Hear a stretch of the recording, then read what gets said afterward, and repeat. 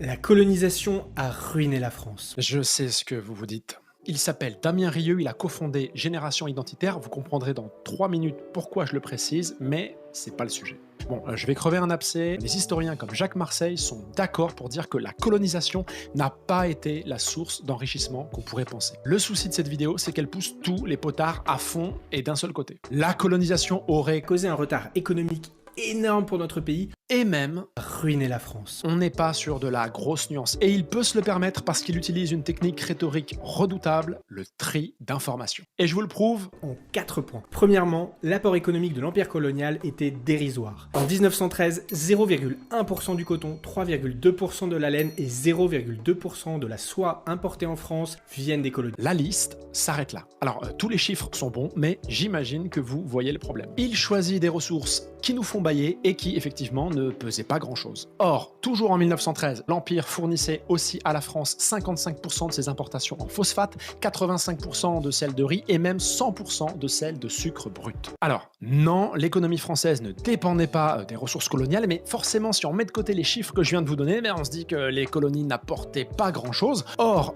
l'Empire est monté jusqu'à 25% des approvisionnements de la France, tout compris. C'est pas 3-4%. L'empire ne fournissait rien de rare à la France. Les ressources, oui, alors ça on a compris, c'est important. Mais le commerce, ce sont des importations et des exportations, dont il ne parle jamais. Or, en 1885, Jules Ferry dit aux députés, ce qui justifie la politique d'expansion coloniale, c'est le besoin de débouchés. Ouais, d'abord ça.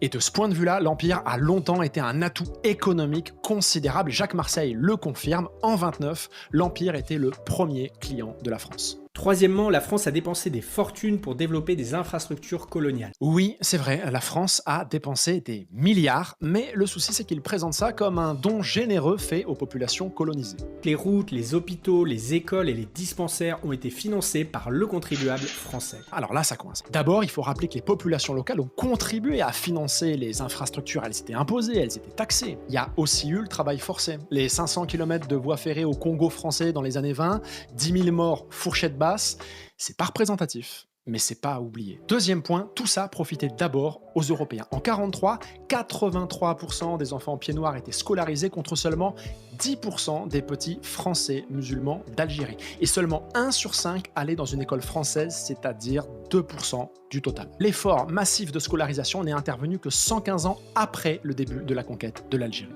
L'exemple le plus parlant, c'est celui de l'Algérie.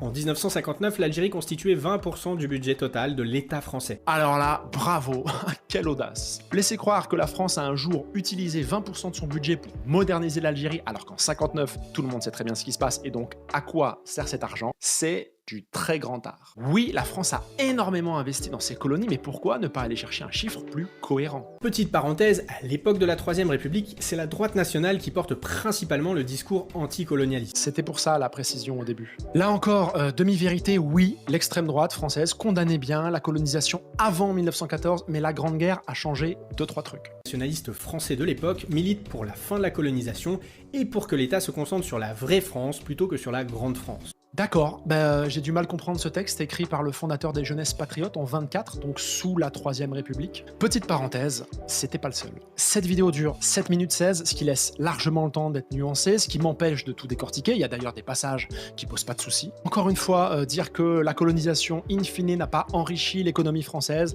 oui, mais pas en caricature. Et comme dirait l'autre, Ne vous laissez pas intoxiquer.